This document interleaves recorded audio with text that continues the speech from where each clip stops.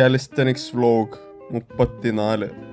ഈ മാട് വണ്ടികളുടെ ഇടയിൽ കൂടെയാണ് ഞാൻ പണിക്ക് പോകാൻ സൈക്കിൾ ചവിട്ടിയിരുന്നത്. ജീവനിൽ കൊതിയുള്ളതുകൊണ്ട് ഞാനിപ്പോൾ എൻ്റെ ഫെറാറി പണിക്ക് പോകാൻ എടുക്കാറില്ല. ഇവിടെ മിക്ക ബസ്സുകളും ഡബിൾ ഡെക്കറാണ്. വന്ന സമയത്തൊക്കെ മോളിൽ കയറി ഇരിക്കുമായിരുന്നെങ്കിലും ഇപ്പോൾ ഏറ്റവും പിറകിൽ ഈ സീറ്റാണ് ഏറ്റവും അടിപൊളി. ഹാൻഡ് സ്റ്റാൻഡ്സിൽ 2 കാലും ലോക്ക് ചെയ്ത് പിടിക്കുക എന്നുള്ളതാണ് ഞാനിപ്പോൾ ഉദ്ദേശിക്കുന്നത്. പിന്നെ കോറും എൻഗേജ് ചെയ്യുക.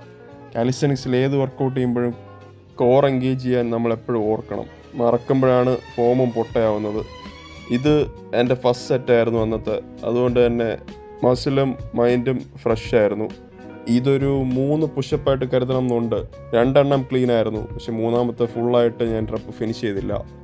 പ്ലാഞ്ചിൽ 1 സ്റ്റെപ്പ് ബാക്കിലോട്ട് എടുക്കുവാണ് ഞാൻ എൻ്റെ ഫോം സെറ്റാക്കാനായിട്ട്. ഷോൾഡർ നല്ലോണം പ്രൊട്രാക്ട് ചെയ്തിരിക്കണം.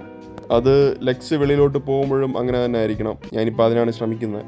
നമ്മളെ നാട്ടിൽ മാങ്ങയൊക്കെ പോലെയാണ് ഇവിടെ പ്ലംസ്.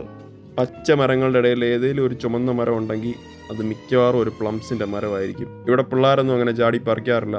ഇപ്പോൾ എല്ലാം നമുക്ക് തന്നെ. മരിച്ചു കഴിയുമ്പം നോക്കിയും കണ്ടും കറക്റ്റ് സെക്ഷനിലോട്ട് പൊയ്ക്കോണം. അതിനാണ് അവർ ആ ബോർഡ് വെച്ചേക്കുന്നത്.